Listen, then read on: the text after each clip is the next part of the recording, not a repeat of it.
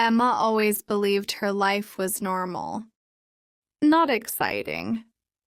Not terrible. Just normal. She woke up early, went to work, came home, ate dinner, and slept. Days passed quietly, like pages turning without sound. She often told herself, "This is how life is." But deep inside, something felt unfinished. Emma lived in a small apartment on the third floor of an old building. The building had a long hallway, dim lights, and many closed doors. Every door looked the same, except one. At the end of the hallway, there was a door that was always slightly open.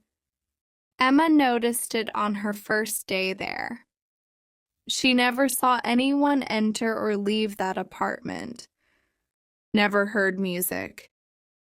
Never heard voices. Just silence. At first, Emma ignored it. People ignore many things when they are busy surviving.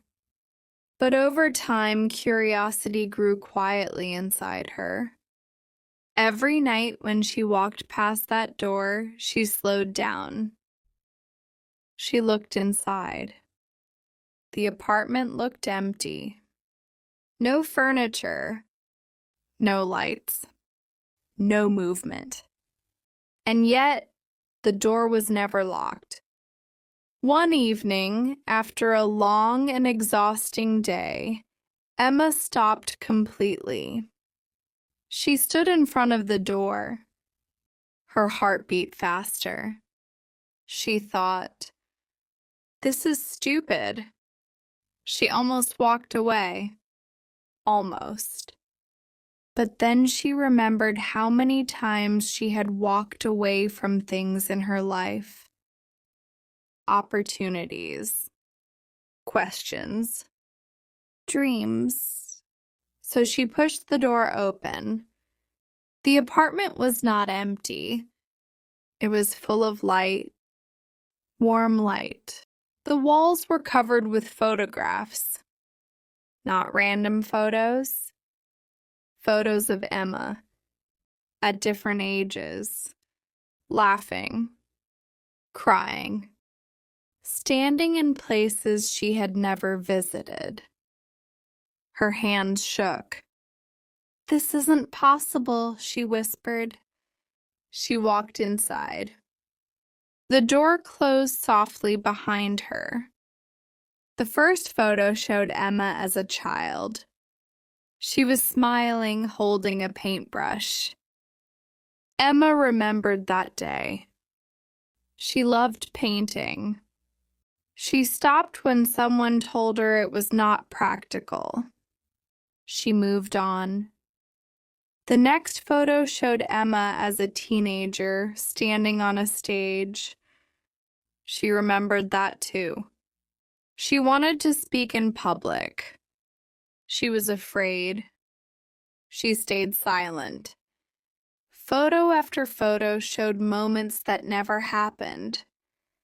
Lives she never lived. Paths she never chose. Emma felt something heavy in her chest. Regret. Not loud regret. Quiet regret. The kind that grows slowly over years. A voice spoke behind her. "You can still choose." Emma turned around. A woman stood there. She looked exactly like Emma. Older. Calmer. Stronger.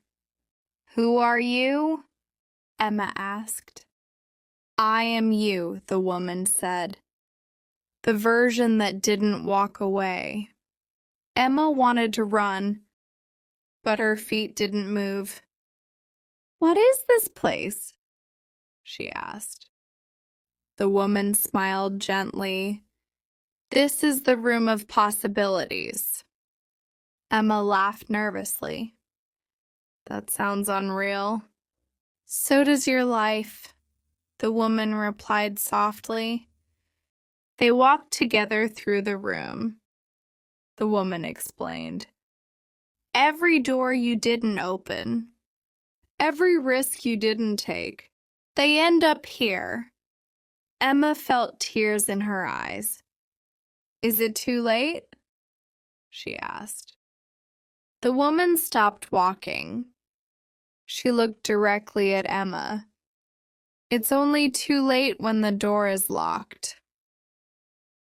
Emma woke up suddenly. She was in her bed. Morning light filled the room. Her heart was racing. It was just a dream, she said. But something felt different. She got dressed quickly and walked into the hallway. She reached the end. The door was still there, still slightly open. This time, Emma didn't hesitate. She didn't rush either. She placed her hand on the door and smiled, because for the first time in a long time, she wasn't afraid of what might be on the other side.